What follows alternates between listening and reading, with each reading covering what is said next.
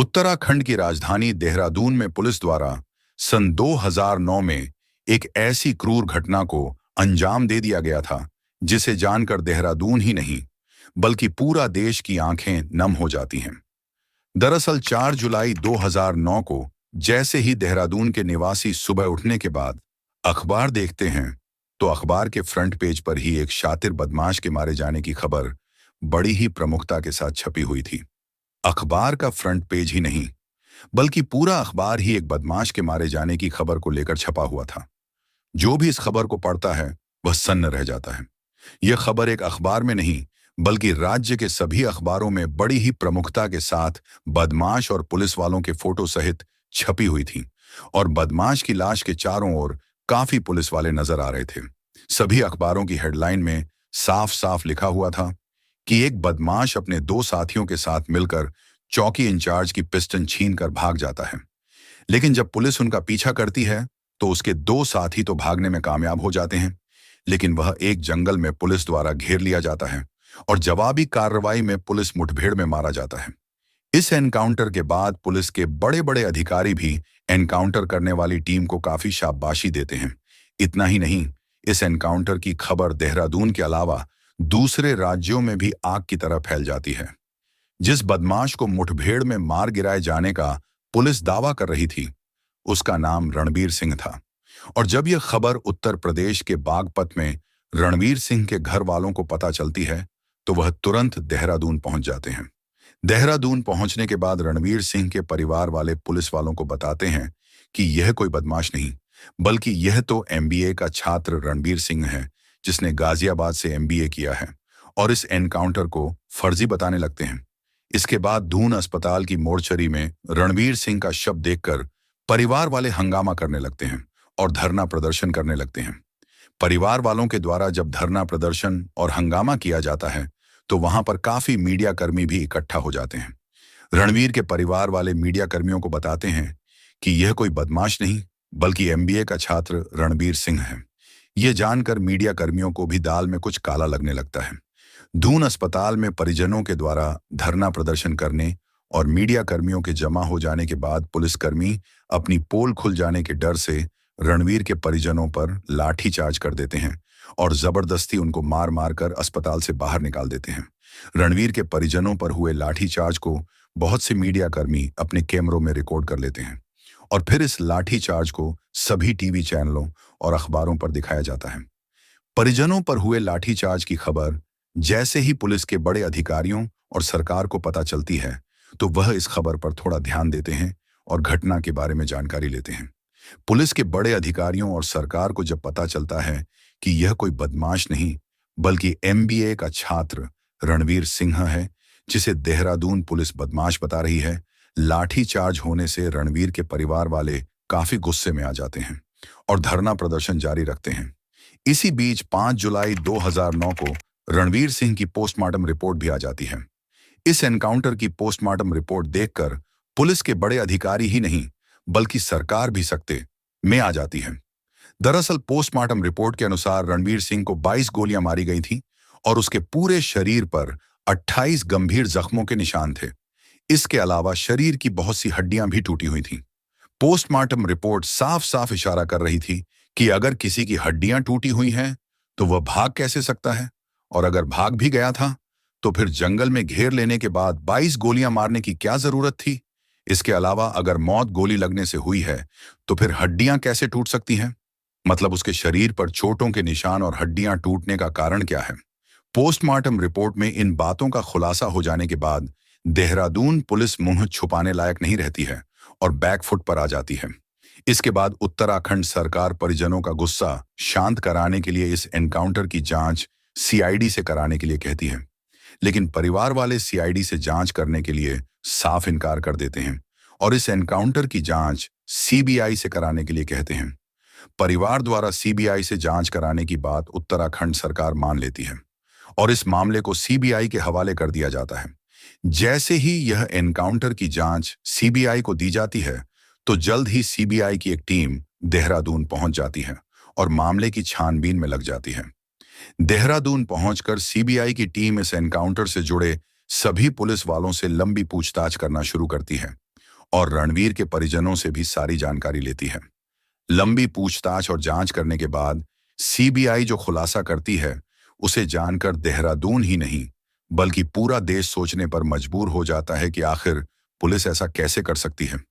दरअसल 2 जुलाई को रणवीर सिंह उत्तर प्रदेश के बागपत से देहरादून आया था और देहरादून पहुंचने के बाद रणवीर सिंह अपने एक दोस्त राम कुमार के कमरे पर रुक जाता है, क्योंकि 3 जुलाई को रणवीर सिंह का एक जॉब इंटरव्यू था और इसी जॉब इंटरव्यू को देने के लिए रणवीर 2 जुलाई को देहरादून पहुंचा था। 2 जुलाई 2009 को देहरादून पहुंचने के बाद रणवीर सिंह 3 जुलाई की सुबह जॉब इंटरव्यू देने के लिए जाता है। इस इंटरव्यू को देने के बाद रणवीर सिंह इसमें पास हो जाता है और कंपनी रणवीर सिंह को जल्दी से जल्दी जॉब ज्वाइन करने के लिए भी कहती है। इंटरव्यू में पास और फिर जॉब का ऑफर मिल जाने के बाद रणवीर सिंह वापस अपने दोस्त राम कुमार के कमरे पर वापस आ जाता है और अपने घर वालों को भी जॉब मिलने की जानकारी दे देता है। जॉब ज्वाइन करने से पहले रणवीर सिंह देहरादून में रह रहे अपने एक और दोस्त अशोक से मिलना चाहता था। इसलिए 3 जुलाई की दोपहर रणवीर सिंह अपने दोस्त राम कुमार के साथ अपनी मोटरसाइकिल से अशोक से मिलने मोहिनी रोड की ओर निकल जाता है। जैसे ही रणवीर सिंह और उसका दोस्त राम कुमार आराघर चौक पर पहुंचते हैं तो वहां पर पुलिस वालों ने बैरिकेडिंग लगाकर चेकिंग कर रही थी, जिस वजह से मोहिनी रोड की तरफ जाने वाला रास्ता बंद था। बैरिकेडिंग बंद होता देख रणवीर और उसका दोस्त राम कुमार वहीं खड़े होकर अशोक का इंतजार करने लगते हैं और कुछ देर बाद अशोक भी वहां पर पहुंच जाता है। दरअसल पुलिस वालों ने रास्ता इसलिए रोक रखा था क्योंकि राष्ट्रपति प्रतिभा पाटिल जी का काफिला वहां से होकर गुजरना था। चूंकि 3 जुलाई को राष्ट्रपति प्रतिभा पाटिल जी देहरादून के दौरे पर आई हुई थी और उन्हें किसी कार्यक्रम में शामिल होने के लिए मसूरी भी जाना था, जिसके चलते प्रतिभा पाटिल जी पहले जॉली ग्राउंड एयरपोर्ट पर उतरती है और फिर सड़क के रास्ते उनका काफिला मसूरी जाना था। इसलिए जॉली ग्राउंड एयरपोर्ट पर उतरने के बाद प्रतिभा पाटिल जी का काफिला सड़क के रास्ते जॉली ग्राउंड से मसूरी के लिए निकल जाता है। जिस जगह यानी आराघर चौक पर रणवीर और उसके दोस्त खड़े होकर काफिला निकलने का इंतजार कर रहे थे, तो उस जगह पर आराघर चौकी के इंचार्ज जेडी भट्ट कुछ पुलिस वालों के साथ ड्यूटी पर तैनात थे। सुरक्षा को देखते हुए आराघर चौकी इंचार्ज जेडी भट्ट वहां खड़े रणवीर सिंह और उसके दोस्तों को वहां से हटने के लिए कहते हैं। वहां से हटने को लेकर चौकी इंचार्ज जेडी भट्ट और रणवीर सिंह में बहस हो जाती है और यह बहस इतनी ज्यादा बढ़ती है कि चौकी इंचार्ज जेडी भट्ट और रणवीर सिंह में मारपीट होने लगती है। इस मारपिटाई को होता देख कुछ और पुलिस वाले आ जाते हैं और रणवीर को पकड़कर आराघर चौकी में बंद कर देते हैं। जिस दौरान रणवीर सिंह और चौकी इंचार्ज जेडी भट्ट में मारपीट हो रही थी तो उस समय रणवीर के दोस्त वहां से भाग जाते हैं।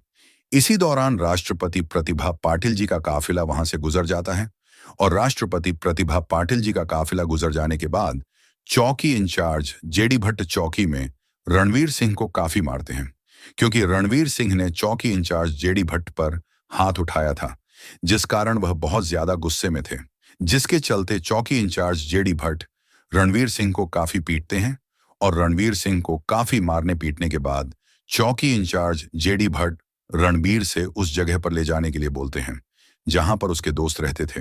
इसके बाद रणवीर सिंह पुलिस को धर्मशाला रोड पर स्थित फ्लैट नंबर 9 पर लेकर जाता है, लेकिन जिस फ्लैट पर उसके दोस्त रहते थे वहां पर ताला लगा मिलता है। फ्लैट पर रणवीर के दोस्त तो नहीं मिलते हैं, लेकिन वहां पर मौजूद बहुत से लोग रणवीर सिंह को पुलिस हिरासत में देख लेते हैं। जब रणवीर के दोस्त वहां पर नहीं मिलते हैं तो पुलिस टीम फिर से रणवीर को आराघर चौकी पर लेकर आ जाती है। चौकी में आ जाने के बाद रणवीर सिंह को फिर से काफी बुरी तरह से पीटा जाता है। आराघर चौकी में मौजूद जो भी पुलिसकर्मी इस बात को सुनता है कि चौकी इंचार्ज जेडी भट्ट के साथ मारपीट की गई थी तो वह भी रणवीर सिंह को बुरी तरह से मारते हैं। इतना ही नहीं, रणवीर सिंह को इतना ज्यादा मारा जाता है कि कई पुलिस वाले मिलकर उसको को एक साथ मारते हैं। रणवीर सिंह की इतनी ज्यादा पिटाई की जाती है कि वह चौकी में ही लगभग मर जाता है, मतलब उसकी कुछ सांसें ही बाकी थीं। रणवीर सिंह की मरने जैसी हालत को देखकर पुलिस वालों को डर सताने लगता है कि अगर यह पुलिस कस्टडी में चौकी के अंदर मर गया तो लेने के देने पड़ जाएंगे। पुलिस वाले सोचने लगते हैं कि अगर यह मर गया तो नौकरी तो जाएगी ही, साथ में जेल भी जाना पड़ेगा। इसके बाद पुलिस वाले एक योजना तैयार करते हैं और अपने बचने के लिए सबसे पहले कंट्रोल रूम में फोन करके यह सूचना देते हैं कि कुछ बदमाश चौकी इंचार्ज जेडी भट्ट की सर्विस रिवॉल्वर छीन कर भाग गए हैं और हम उनका पीछा कर रहे हैं। कंट्रोल रूम में सूचना देने के कुछ देर बाद पुलिस वाले फिर से कंट्रोल रूम को फोन करते हैं और बताते हैं कि हमने रिंग रोड पर स्थित लाडपुर के सालबन में बदमाशों को घेर लिया है और वे पुलिस टीम पर गोली चला रहे हैं, इसलिए हमें थोड़ी और फोर्स की जरूरत है। कुछ देर बाद पुलिस फिर से तीसरी बार पुलिस कंट्रोल रूम को फोन करती है और मैसेज देती है कि एनकाउंटर में एक बदमाश मारा गया है, जबकि उसके 2 साथी भागने में कामयाब हो गए हैं। एनकाउंटर में बदमाश के मारे जाने की खबर सुनकर काफी मीडिया वाले और पुलिस के बड़े अधिकारी घटनास्थल पर पहुंच जाते हैं। पुलिस वाले मीडिया कर्मियों और अपने अधिकारियों को बताते हैं कि कुछ बदमाश रिवॉल्वर छीनकर भाग गए थे, लेकिन हमने इनका पीछा किया और जंगल में इनको घेर लिया। अपने आप को पुलिस वालों से चारों ओर घिरा देख ये बदमाश पुलिस टीम पर गोली चलाने लगे और जवाबी कार्रवाई में एक बदमाश मारा गया, जबकि 2 बदमाश भागने में कामयाब रहे। इस एनकाउंटर के बाद पुलिस के बड़े अधिकारी एनकाउंटर करने वाली टीम को काफी शाबाशी देते हैं और एनकाउंटर करने वाली टीम ग्रुप में फोटो भी खींचाती है।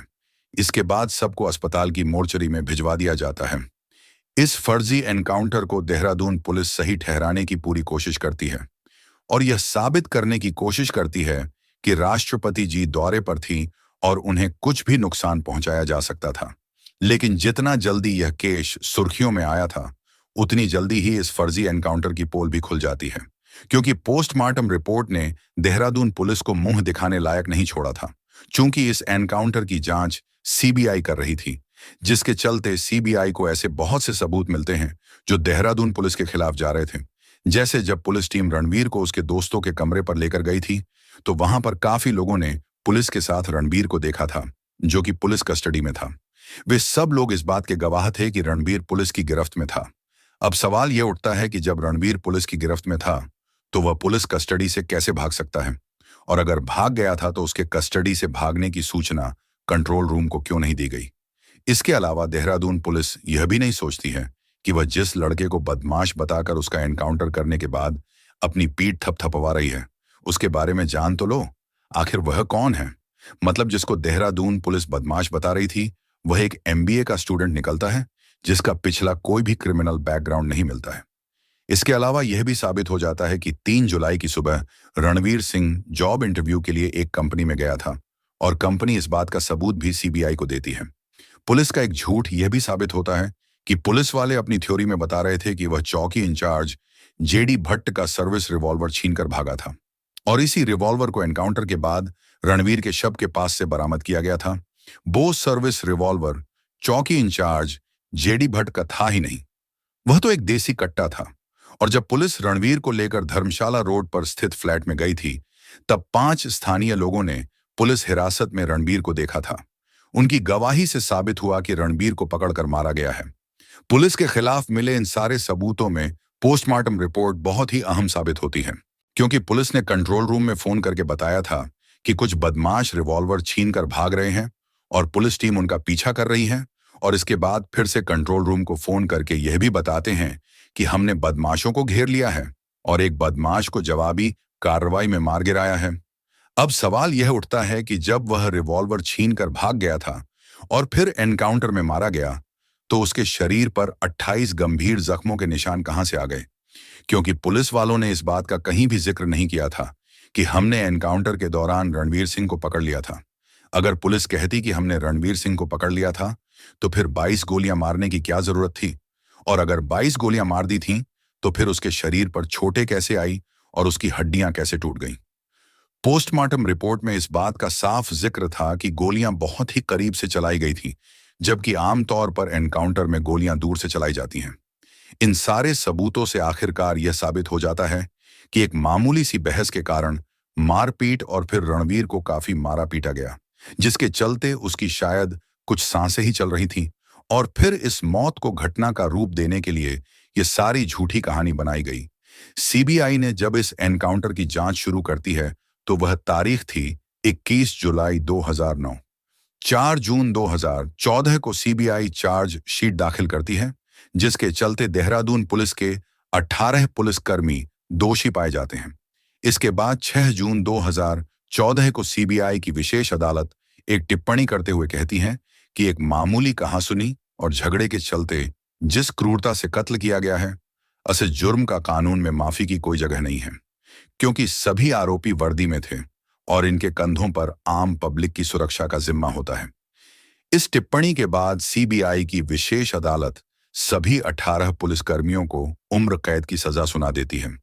इसके बाद रणवीर के परिवार वाले दिल्ली हाईकोर्ट में एक अर्जी लगाते हैं कि दोषी पाए गए अधिकांश पुलिसकर्मी उत्तराखंड के हैं और अगर इस केस की सुनवाई उत्तराखंड में होगी तो वह जांच को प्रभावित कर सकते हैं।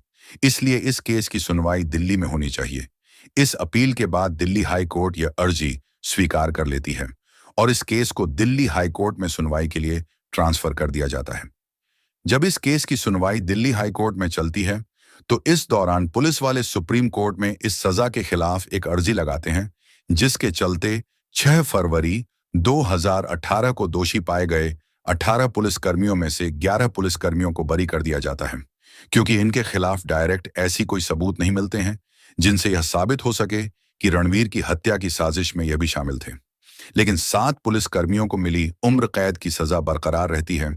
इसके बाद जब 11 पुलिसकर्मियों के रिहाई होने का फैसला आता है तो सीबीआई हाई कोर्ट के इस फैसले को सुप्रीम कोर्ट में चैलेंज करती है और कहती है कि दिल्ली हाई कोर्ट का फैसला गलत है, जबकि निचली अदालत का फैसला सही है। सीबीआई सुप्रीम कोर्ट में अर्जी लगाती है कि 11 पुलिसकर्मियों को बरी करने से पीड़ित परिवार के साथ अन्याय होगा, क्योंकि इस फर्जी एनकाउंटर में की गई हत्या जानबूझकर प्रायोजित थी और इन 11 पुलिसकर्मियों को सजा दिलाने के लिए फिर से अपील तैयार करती है।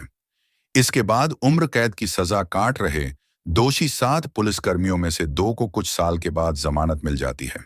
इसके अलावा बाकी बचे 5 पुलिसकर्मियों को भी 25 नवंबर 2022 को जमानत मिल जाती है।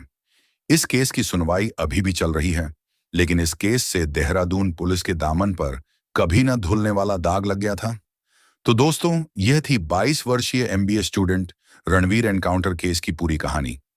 आप इस घटना के बारे में क्या कहना चाहोगे? कमेंट करके बताएं और चैनल को सब्सक्राइब करके हमें सपोर्ट जरूर करें। मिलते हैं फिर किसी और अगली वीडियो में, तब तक के लिए धन्यवाद।